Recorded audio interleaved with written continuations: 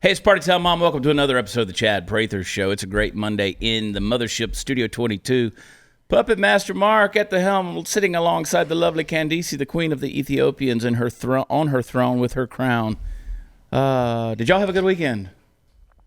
Because I'll tell you, this is the best I've felt on a Monday in a long time. It was. I can feel the energy. I like it. Yeah? Yeah, it was a good weekend. I'm charged up. I'm ready to go. This is going to be a fun, exciting episode. I got a lot to say. A lot of opinions. I'm going to solve the world's problems on some things. And but it's good to be back in the studio. Sometimes I dread coming in here on Mondays, Steve. I don't. Just because it's Monday. I always look forward to Monday. So people who know me know that Sunday tends to be my depressing day. And there's reasons for that, but it just tends to be I just kind of start dreading knowing that I got to get back into it again and blah, blah, blah. But it was a good weekend. Father's Day was yesterday. Wish everybody a happy Father's Day. Hope everybody had a good one. We love those made-up holidays. They're fantastic. Did you guys do anything special for Father's Day? Yeah, absolutely. Went day drinking. You put the kids somewhere. You left the kids at the house and went day drinking. We went day drinking. We had a good time. Our buddy Zach texted me yesterday, and he said, I'm down here. There's a restaurant. Not a restaurant. There's it's a car dealership in South Fort Worth. It's Kent and Company, but they're a wine locker, basically. They're a wine store, but they'll sell you a Cadillac while you're in there if you want one. Did you know that? No, I didn't. You can actually buy a Cadillac there. It didn't come up on the menu while you're drinking wine. Yeah. So anyway, he said, we're at Kent and Company, and I'm sitting next to a guy, I think it's Steve from the CP show. And I said, stab him. And he said, well, my wife's pretty convinced it's him, and I don't know anybody else that wears an Oilers hat. And I said, well, there's only one person I know that has a blanky thing like that. And I said, crappy thing like that. And anyway, so a little while later, he goes, this dude is still drinking champagne on my tab. Hey, he kept buying. I kept drinking. And I said, I told you to stab him, dude.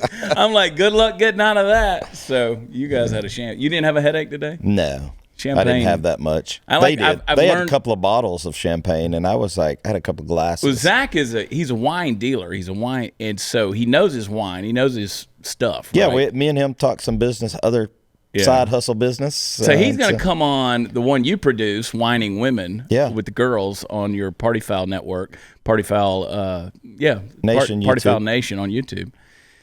So that'll be exciting because he knows a lot about wine. If you're a wine drinker, I've learned to start drinking the Prosecco instead of champagne. Tiny bubbles in the Prosecco don't give me as big a headache as the big bubbles in the champagne. Yeah, that's what I've learned. Never knew. That's what I've learned.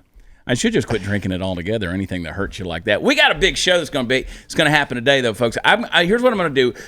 We're going to talk some of the headlines because they're absolutely ludicrous. I was at President Trump's Tulsa rally. I want to break that down for you because it's always one thing when you see it firsthand and then you go and see the media's interpretation of something. It's really mind-blowing how that works these days. And so I want to break that down for you, tell you what happened, what I saw, what was there, the good, the bad, and the ugly. And then I'm going to fix some things. I told you I was going to fix some things. One of the things I'm going to do is I'm going to fix white guilt once and for all. I'm going to fix the idea of white guilt. I have the solution. It's going to take care of all of it. I promise you we're going to solve that problem on today's episode. But before we get into it, while Democrats and their media allies keep making it harder for Americans to get out of this economic nightmare, and trust me, it is a nightmare, Patriot Mobile has tried to help by lowering their prices even further. They were already very affordable, but right now their U.S.-based team is standing by to design your customized family mobile plan starting at only $25. Patriot Mobile shares your values and will never charge you hidden fees. And unlike Big Mobile, they're not going to send your hard-earned money to Planned Parenthood or any of these other crazy leftist causes. You'll get the same reliable nationwide service and support a company that shares your values, supports our Constitution, puts people before profits. Switching is easy. Keep your phone number, bring your own phone, or you can buy a new one. Right now, when you join their family of freedom-loving Americans, get free activation and a free gift with the offer code CHAD, C-H-A-D. Call 972-PATRIOT. That's 972-PATRIOT. Or you can go to patriotmobile.com/Chad. I want you to go get your customized family plan today, starting at just $25. That's unbeatable. 972-PATRIOT, 972-PATRIOT, or patriotmobile.com/Chad. Big show coming up. We'll be right back.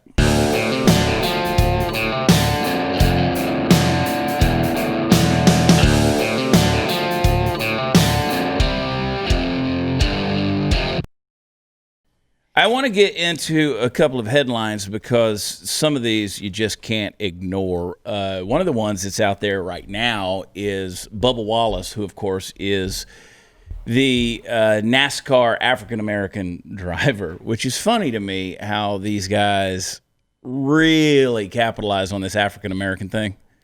Yeah. Darrell Wallace Sr. is Bubba Wallace's father. Darrell Wallace is whiter than you. Oh, okay. I was like, I haven't watched NASCAR in a long time. So Darrell Wallace Sr. is Bubba Wallace's dad.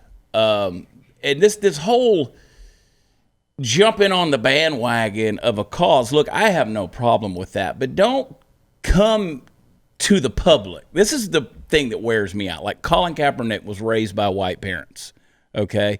Sean King. There's evidence out there that Sean King, who was always claimed that his mother was white and his father was black, there's evidence out there. First of all, on his birth certificate, they say that Sean King, who was, BLM leader, it says on his birth certificate that he's white. And it says that his father's white.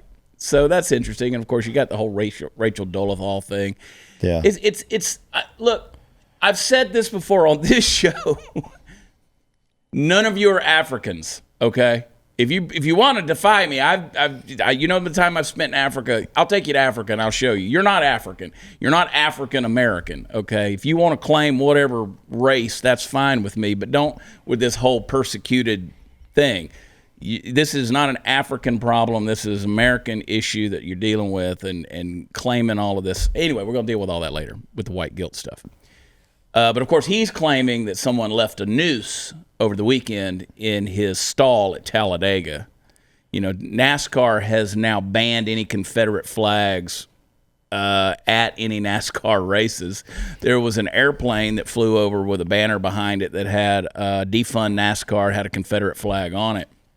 Of course, Bubba Wallace has been very outspoken about this whole thing, but now he's claiming that there was a noose that was found in there, which is horrific if true. I stress the if true part. It's probably like his best friend screwing with him, because that's what best friends do. Well, that kind of, I think it's one of those kind of deals. That's a weird best friend, but I will say this. I've never seen Jussie Smollett and Bubba Wallace in the same room. That's all I'm going to say about that.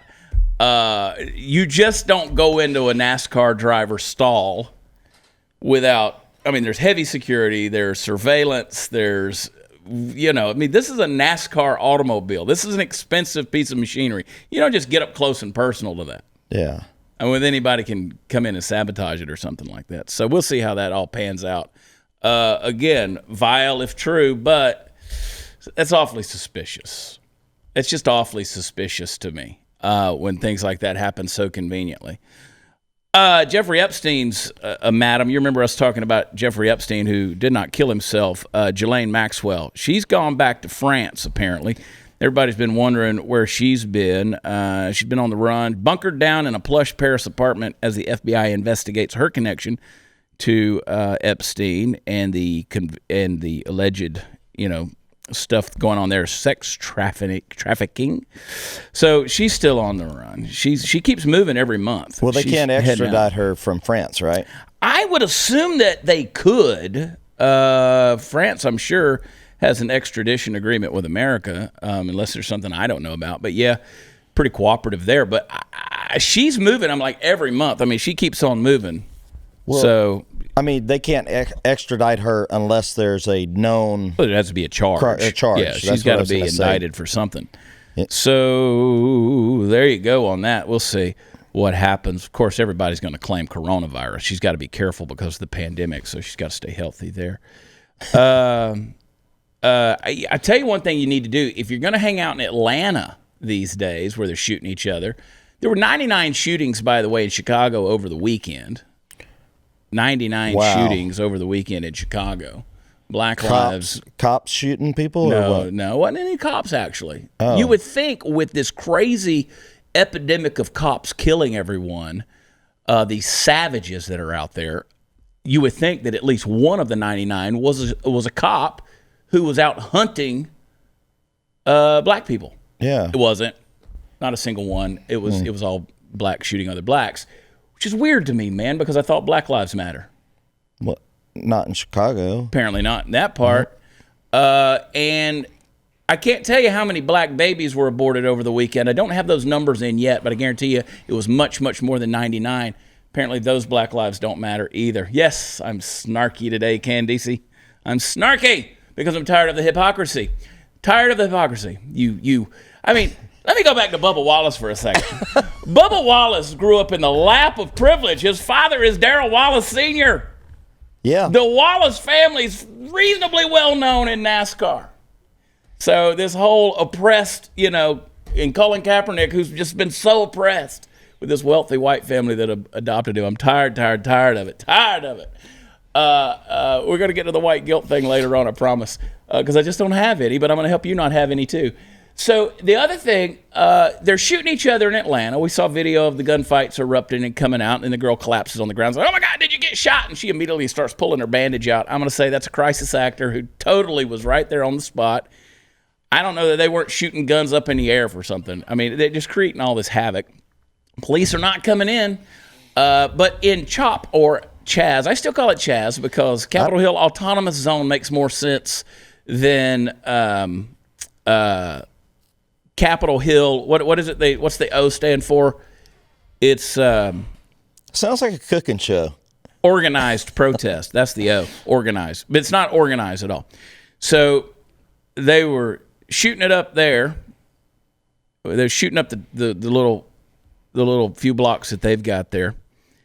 One person had suffered a gunshot wound. This was Sunday night, last night, while inside the area. A second shooting may have taken place. I think somebody got stabbed and they bled out and died. No, let's see. Saturday, a 19-year-old man was killed after a shooting took place inside the zone. I heard that the paramedics weren't rushing to their aid, and the police certainly aren't welcome there. So I don't understand why this is still going on at this time. They should be just... Well, Trump talked about that at the rally in Tulsa. He said, I was talking with, I want to go into Trump voice, but no, he said he was talking to a number of Congress people, and he even made the comment. He said, I'm of the mind we just let this thing play out. That way you see what you get when Democrat-run areas that are just anarchist. You see what you get. Yeah. You want to keep playing this game? Because he said, I can shut this down at any time. He said, but even the congressmen were saying, nah, just let it run its course for a while. Because you're seeing what happens. Well, if you have a governor of a state or a mayor of a city that let it happen and continue to yeah. And they will continue. All right. Yeah. Here you go.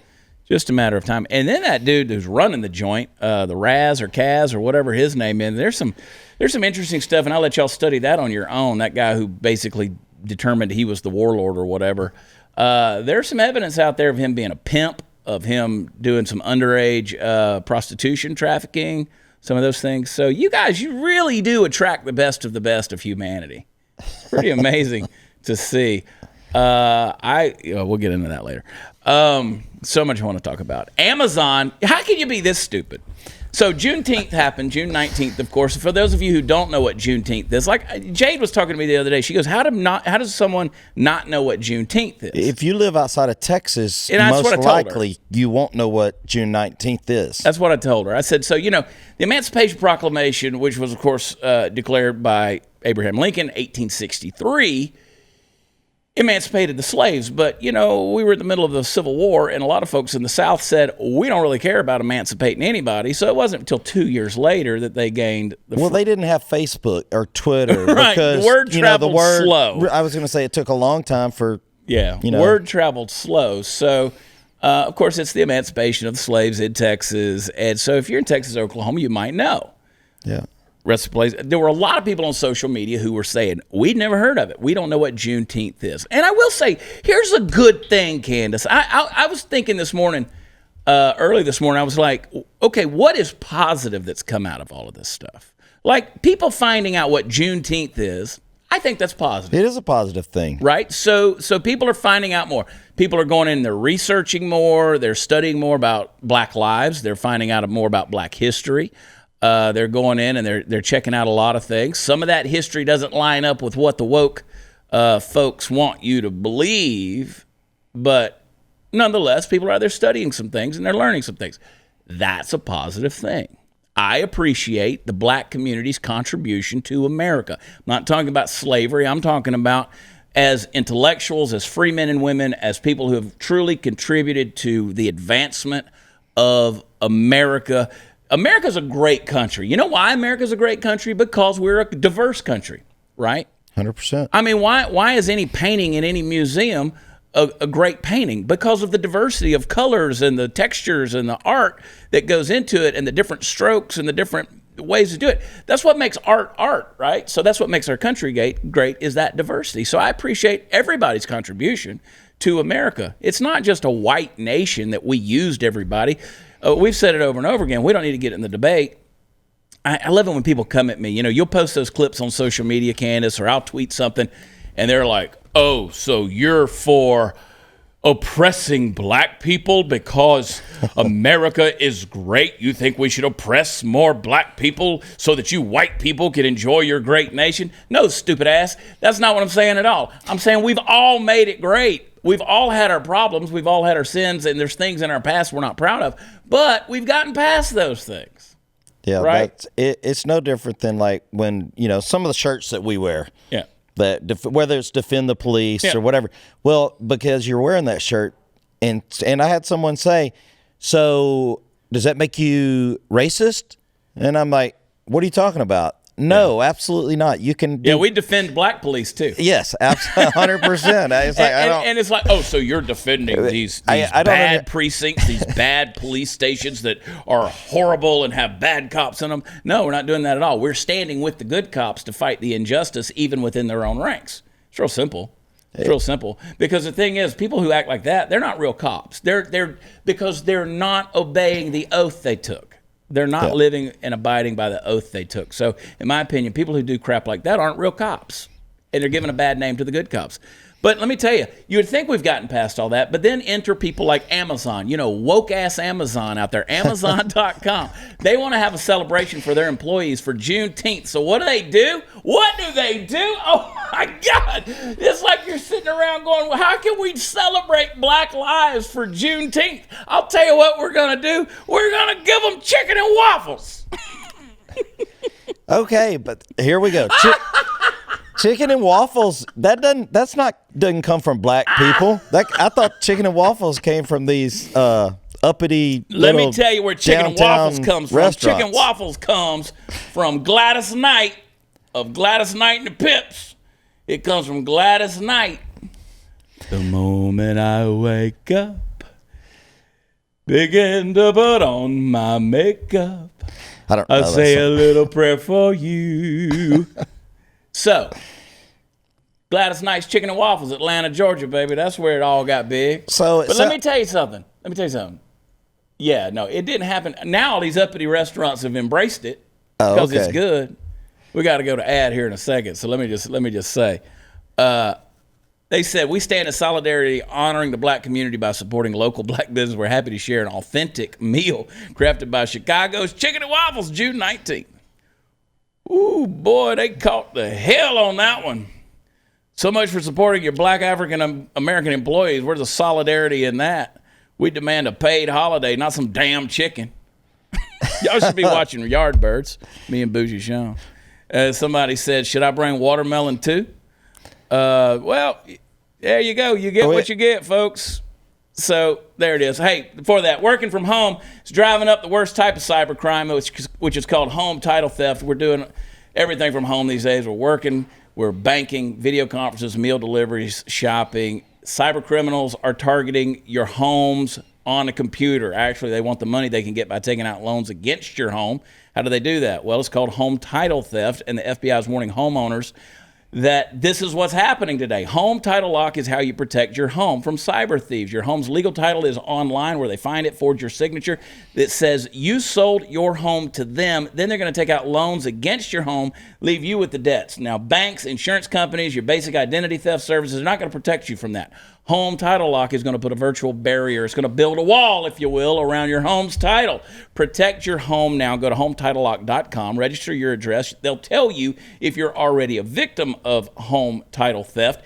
Use code CHAD. It'll get you 30 free days of protection, and it will also help you through this crisis. That's code CHAD. Today, I want you to go to HometitleLock.com. We're not done. Hang tight.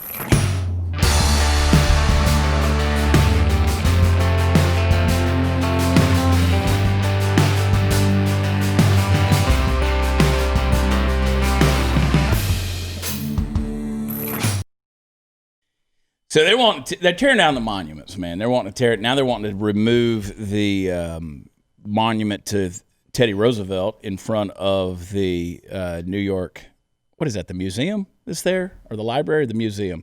Anyway, they're wanting to remove that. Basically, Bill de Blasio has placed his wife, his woke wife, in charge of what gets removed in New York.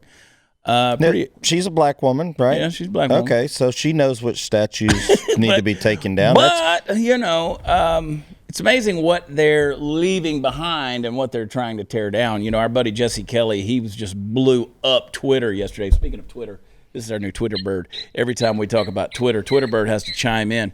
That's going to get on our nerves real quick. Yeah, real quick. So follow me at Watch Chad on Twitter. But our buddy Jesse Kelly, he said we've got to defund Yale, the University of Yale. They can get no more endowments. All of that needs to go to reparations.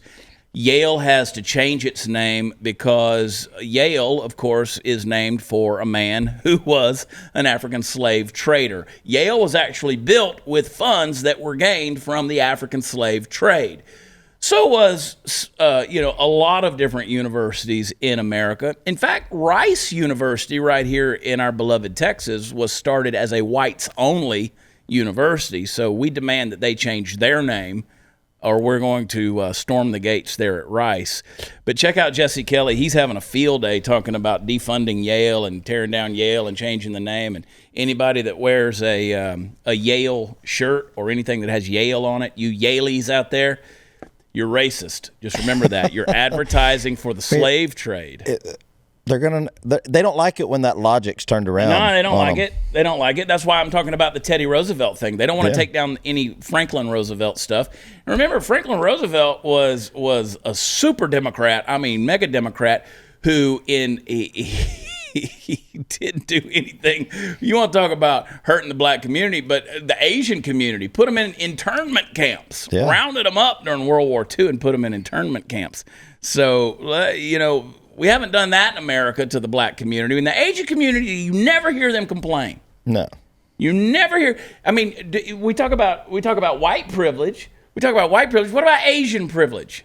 Asians make more money per capita than anybody else in America. There's no Asian privilege. That's because I ain't gonna say it. Say it. They're good at math. Everybody they know knows how that. To flick that abacus right over. Give me another bead. Listen, man. That means something else at your house. Listen, I'm telling you, man, this whole thing to talk about, we're going to get it. I'm going to solve white guilt for you in the next segment. Do not forget, we're going to solve white guilt. Anyway, they're removing statues. They're going crazy and just absolutely insane. So our buddy Jesse Kelly says Yale's got to come down. If you're wearing a Yale T-shirt today, you're a racist. You support slave trade. Do you know how much a slave cost in 1850? Let me break this down for you. Talking about numbers and math. You know how much a slave cost? $2.85. The equivalent of $40,000 today. That's expensive. How many cars can you go? Let's say you're going to go out and buy $40,000 cars. You had to be rich to own slaves. You had to be rich. Yeah. You understand most people in the South weren't rich. The biggest slave owner ever in the history of the United States had 1,100 slaves. Something like 1,100 slaves. That's a lot. You can buy a slave today. Today is the 22nd of June, 2020. You can buy a slave today for $90. Certain parts of the world, you can buy a slave for $90. I was going to say, don't Saudi Arabia still have slaves? A lot of people do. Okay. You can go to Libya and buy a slave right now for under $100. Asia, forget about it. It's everywhere. So let me just tell you, don't talk about slavery unless you're ready to talk about slavery, because you're talking about something that happened, years ago. We're talking about something happening today, and nobody seems to give a shit. It's amazing to me. I don't care. So, Rayshard Brooks' funeral is going to be held at a church where Martin Luther King Jr. preached. That's fantastic. I guess it's better than the prison funeral he would have had if he was still in there.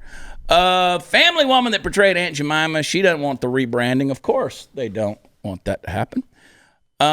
Young people, they can't get out of the bars, so more and more of them are testing positive coronavirus. And this is what we're going to get into here. Trump rally. So I was in Tulsa. I got a lot of text messages. People were saying, "I see Chad. Where are you?" Damn right, I'm like, man. I Me didn't go. and CJ were there, and Sarah Gonzalez was there. I was pimp daddy, man, walking around with two beautiful women like that. Just pimp daddy. And all those white people were okay with Sarah Gonzalez being there? I think she was under the radar. Okay. She tends to be under Using the radar. her lighter, whiter privilege? Yeah, she wasn't wearing as much tan, I don't think. So. Cool. Anyway, we had a blast. We were hanging out there, Donnie T. And, Brad Parscale, I ran into Brad a couple of times. We were at the same hotel and chatted with him a little bit. Brad Parscale, of course, is the campaign manager. Brad Parscale came out and said that this whole accusation that people were buying up passes to get in there and then not use them, he said that's not true. He said we keep a better tab on, fake numbers and things like that. Most of them are mobile devices. We catch all those things. He said there were tens of thousands of that kind of thing that were going on, but this idea that millions of people had done it and they just didn't show up for the thing.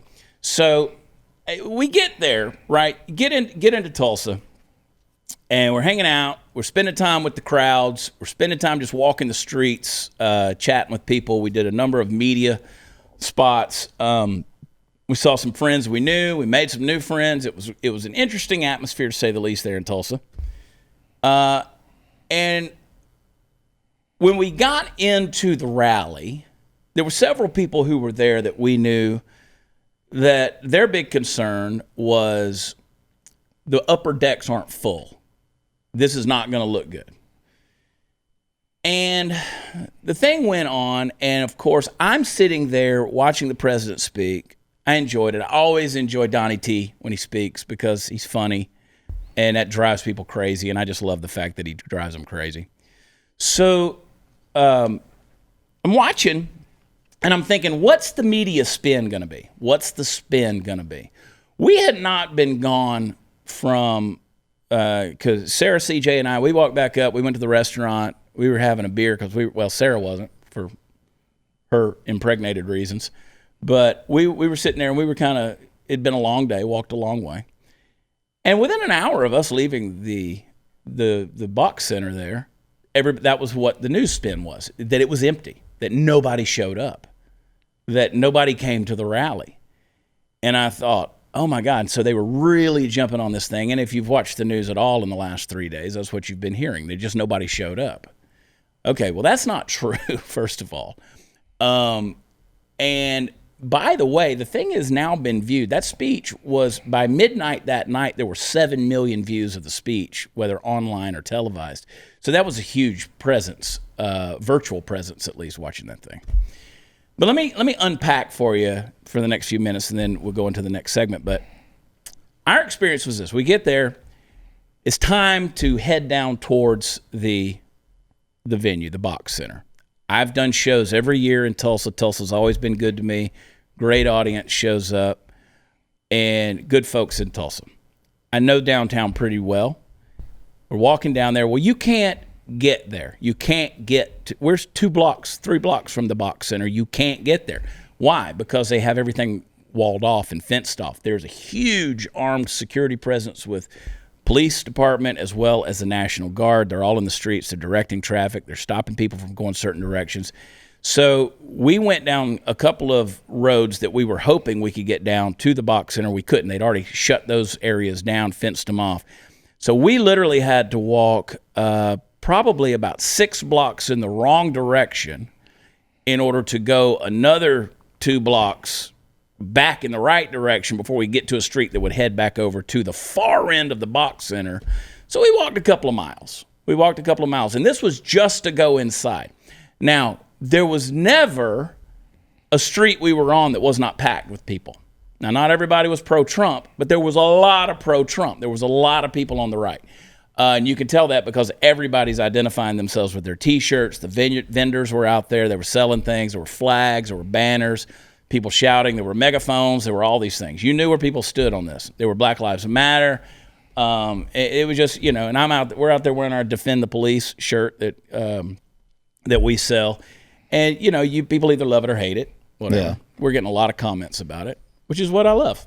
And so we go down, we finally get around to the entrance. We get around to the entrance, that's sort of where the adventure begins, and that's what I want to take you guys through. But I want to really walk you through the experience of getting into the box center, what we went through and what a lot of people went through, and it'll help you understand this media narrative, okay? But before we do that, when running a business, HR issues can kill you. Wrongful termination suits, minimum wage requirements, labor regulations, and HR manager salaries, they're not cheap. An average of $70,000 a year is what it costs to get you an HR manager. I'm going to give you Bambee, okay? BAMBEE. It was created specifically for your small business. You can get a dedicated HR manager. You can craft HR policy and maintain your compliance, all for $99 a month. That's fantastic. Bambee's going to do this job for you. You can change your HR from your biggest liability to your biggest strength. You're going to have a dedicated HR manager that's available by phone, email, or real-time chat, and they're going to help you from onboarding and hiring to terminations and firing. They're going to customize your policies to fit your business and help you manage your employees day-to-day, all for just $99 a month. That's great. You can pay month to month. There's no hidden fees. You can cancel anytime. You didn't start your business because you wanted to spend all this time on your, sitting there trying to figure out HR compliance. So let Bambee help you. It's simple and it's easy. Get your free HR audit today. Go to Bambee.com/Chad right now to schedule your free HR audit. That's BAMBEE.com/Chad. Bam to the B. To the BEE. BAMBEE.com/Chad. Go there today. Be right back.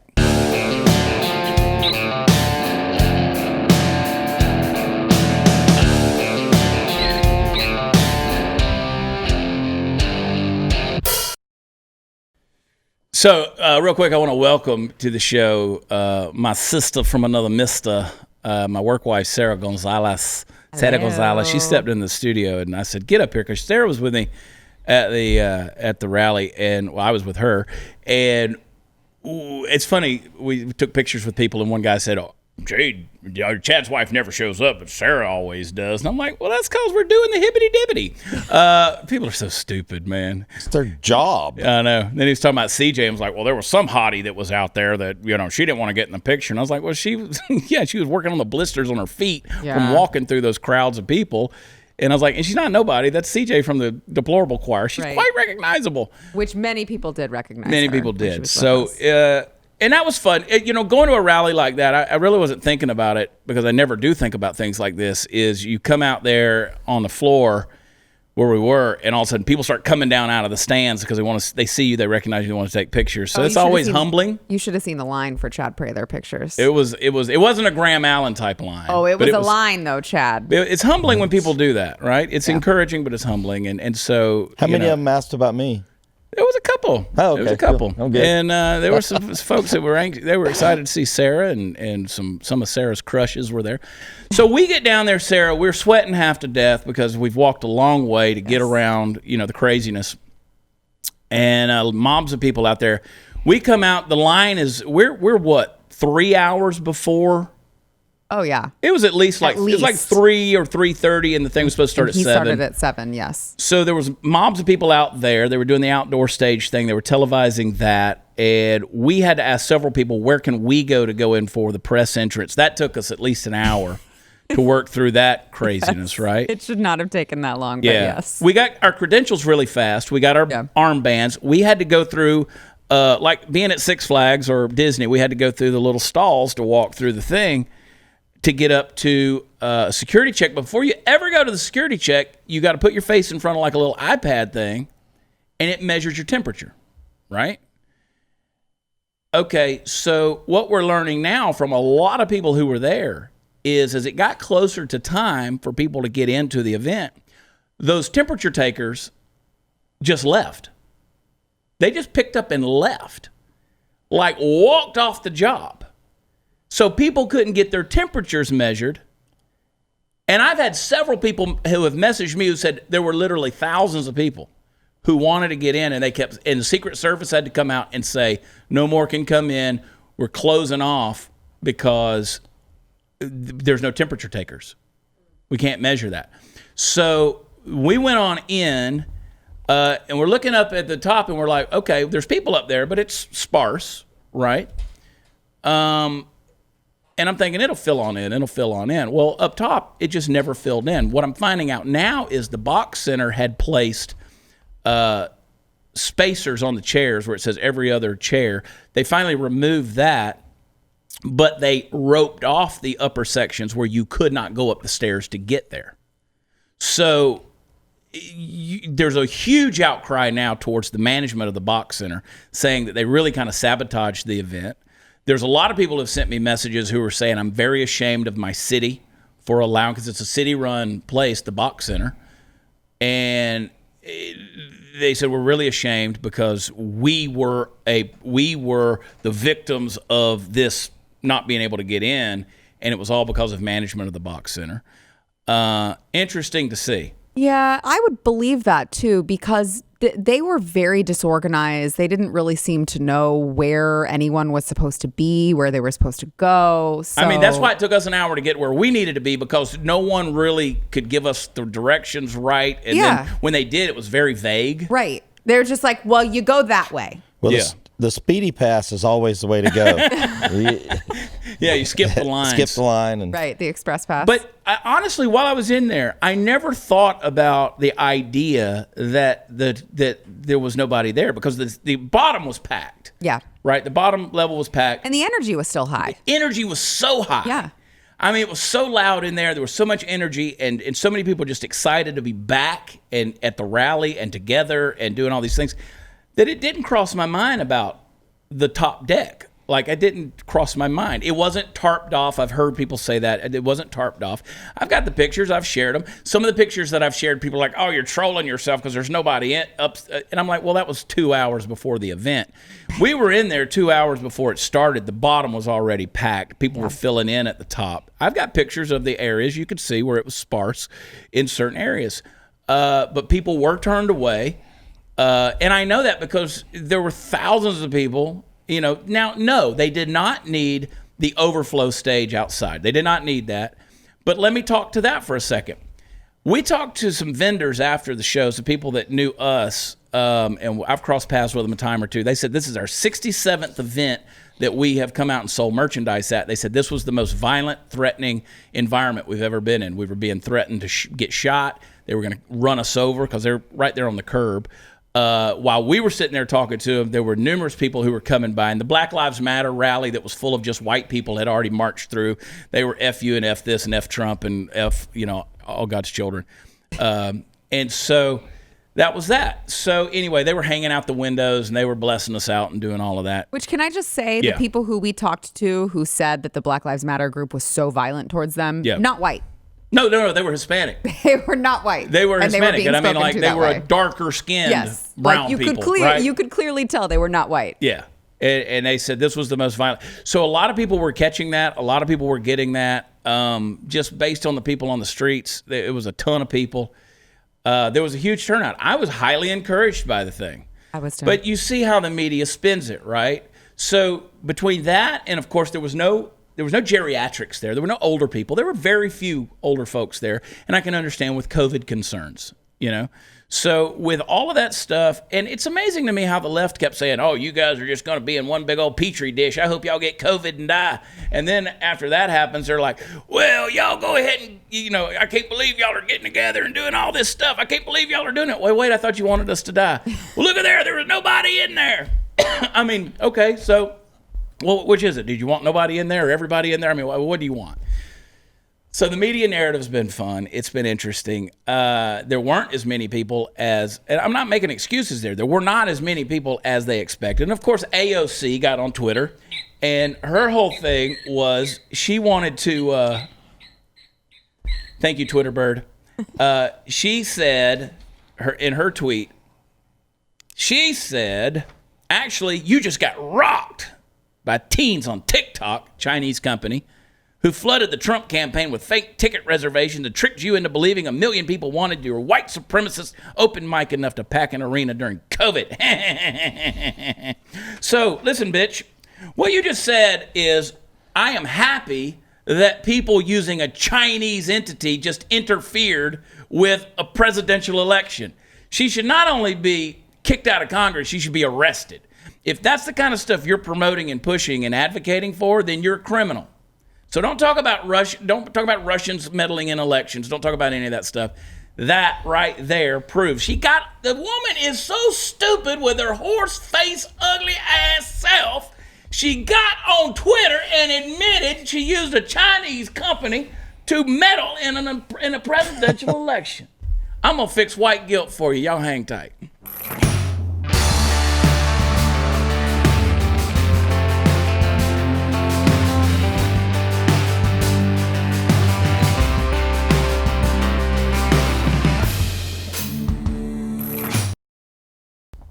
So President Trump's a funny guy. Like, if you get his sense of humor, you get it. If you don't get it, then he's going to offend you every time. And, of course, that's what's happening to all you sensitive people that have never been beaten with a belt. I loved the speech. I thought it was great. I said while he was giving the speech about the ramp at West Point, I was like, okay, it was a long story, but it's funny because it's Trump. Trump's going Trump. And anyway, yeah, so you either get it or you don't. But when you see something firsthand, like you really watch it, you're there. It's one thing to watch it on a screen, but when you're there and you get the feeling of the atmosphere in the crowd and you hear something, then you see the spin doctors who get it and pull it out of context and stuff. And then the people on Twitter and social media that want to jump on it, and it's like, you guys are so ignorant as to jump on that narrative and really run with it. It's like, I can't help you. I can't help you, but I can help you with white privilege and white guilt. Here's what I want you to do. I'm going to solve it for you because everybody kept shouting that at us while we were on the streets there in Tulsa about the white privilege and the white guilt and the black lives that matter. So here's what we're going to do. I'm going to solve all the problems of white guilt and even reparations. Here's what we say. If you're white and you feel guilt, we personally do not. I don't know what white guilt feels like. Not a clue. Not a clue. But if you have it and you feel the need to flagellate yourself over it, and you really feel like the black community needs help from you, that you want to eliminate racism, that you're marching in the street and you're shouting at people, F you and F you and F you, if that solves racism, I'm going to take you a step further into your journey. I want you to get a job. I know that's foreign to some of you. I want you to go to work, but you do not receive pay. Every penny you make is going to go to a certain black family. You pick a black family, and all of it goes to them. You never see a penny of it. And then it's up to them whether or not they shelter, feed, and clothe you, okay? Just like a slave. If they don't, then maybe another black family will pick you up and you can work for them. There, I solved your problem. You never get to make another dime for the rest of your life. I hope you enjoy it. You won't have any guilt because you will be a slave to a black family. There you go. If you really want to make reparations, let's call it what it is. You can go out and be equal with the black community and their plight through slavery. You're welcome, America. You're welcome. I love you guys. It's a good Monday. It's a good Monday. Go to where podcasts are offered, especially over to Apple Podcasts. Leave us a 5-star review, a rating and a review, a good one. That's what we deserve here. Help us move on up in the ratings. Of course, go to Pluto TV and get us on channel 250 and blazetv.com/Chad. Sign up. We will see you tomorrow. We love you. God bless. Talk to you next time. Bye.